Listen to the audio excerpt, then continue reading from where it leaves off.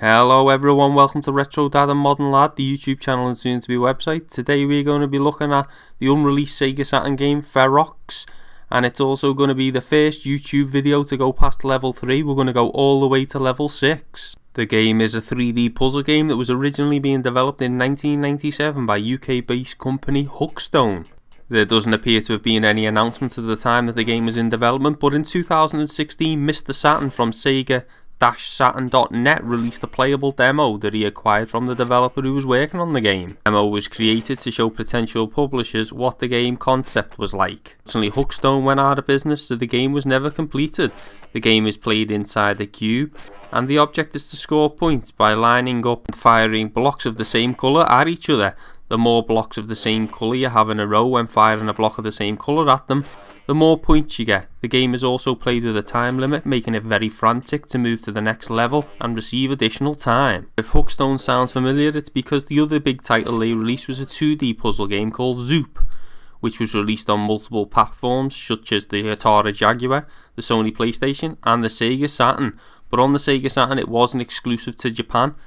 By looking at and playing Zoop, you can straight away tell that Ferox is basically taking the basic premises of Zoop and evolved it into a 3D game with some new elements.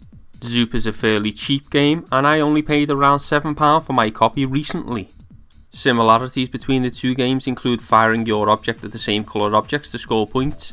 There's a similar blur effect and sound effects used when firing, levels are timed, and also the levels transition from one to another in real time. However, it must be said that while Zoop is a fairly average game, Ferox really takes the premise of that game and builds upon it greatly. While Zoop is an okay game, it can be a little bit boring and lack a bit of fun, but Ferox is the exact opposite and is a great puzzle game, and even though it is only a demo, it's very addictive and I've been putting a lot of time into it. I highly recommend you download Ferox, and I will leave a link to the way you can download it in the description of this video. On the surface it may seem like there's not a lot to do, but let me explain how the game works, as it has hidden depth and trying to beat your high score is seriously fun in this game. First up, let's take a look at the information available on screen. In the top left hand corner you have your score, and once you reach a certain score you move on to the next level. For example, to move on to level 2 you need to get 140 points. The number in the middle of the screen is your time limit and can be increased with scoring big combo points using special blocks or moving to the next level.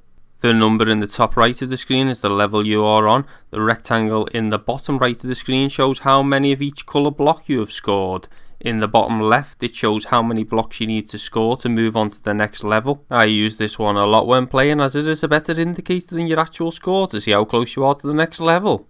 I have tested the game with multiple controller types with some surprising results.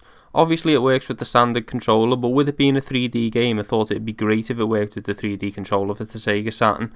Unfortunately, no matter which way you move the switch on it, it doesn't work with the analog stick, it only works with the D-pad. However, when trying it with my Japanese official arcade stick for the Sega Saturn, it not only works well but it controls excellently.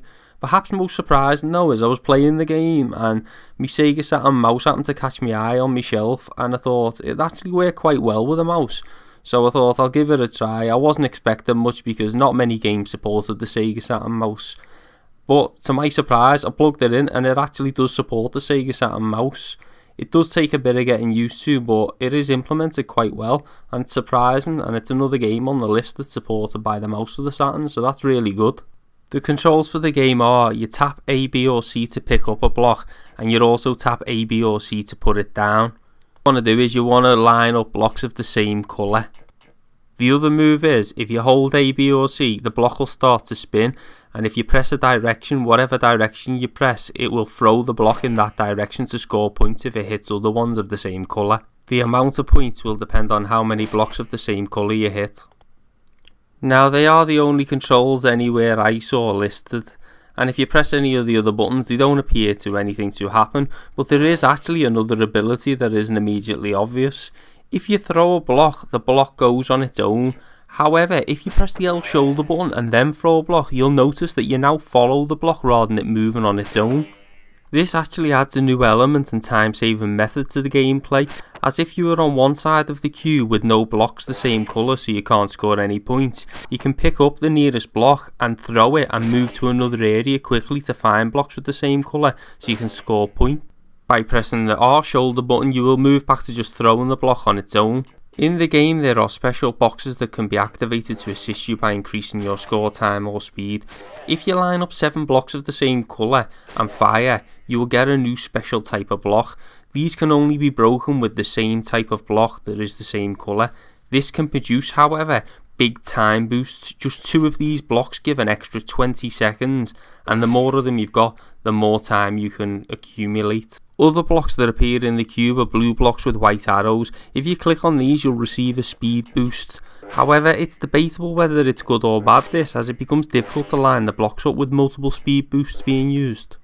Here is my high score, which I think is quite impressive, going all the way to level 6. I must point out I used a standard pad and didn't use any special time blocks. I also hadn't figured out the L and R shoulder button move at this point.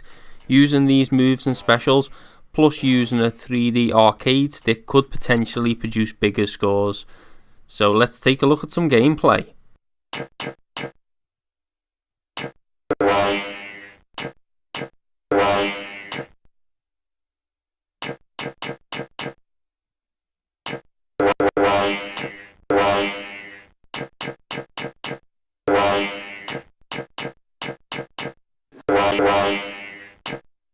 Complete. Complete.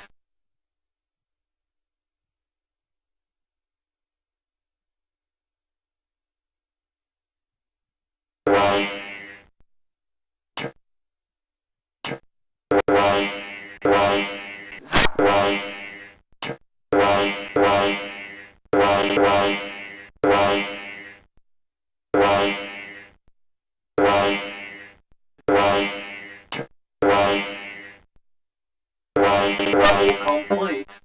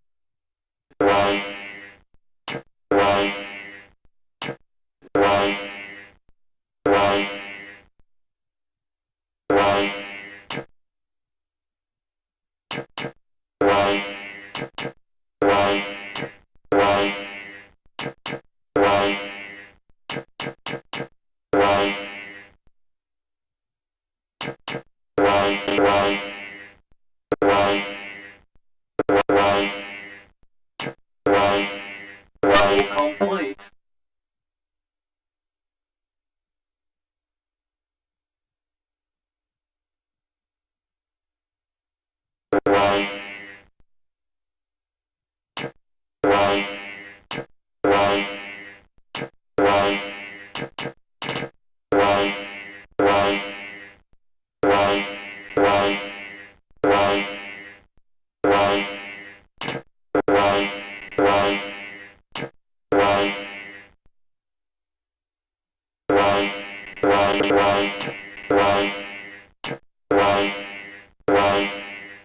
Zoop.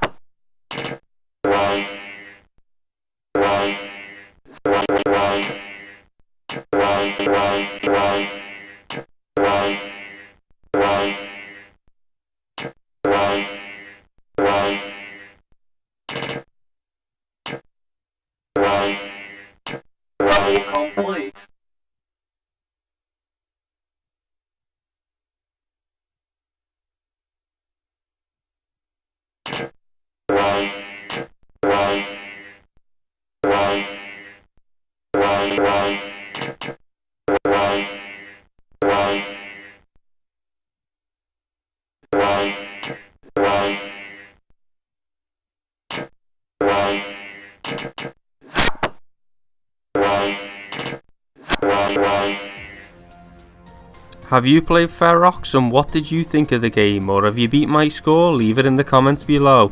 You've been listening to Retro Dad and Modern Lad, the YouTube channel and soon to be website. If you've liked this video, give it a like. If you haven't already, please subscribe to the channel. We got loads of videos, mainly on Sega, Saturn and Dreamcast, but also other retro modern computers.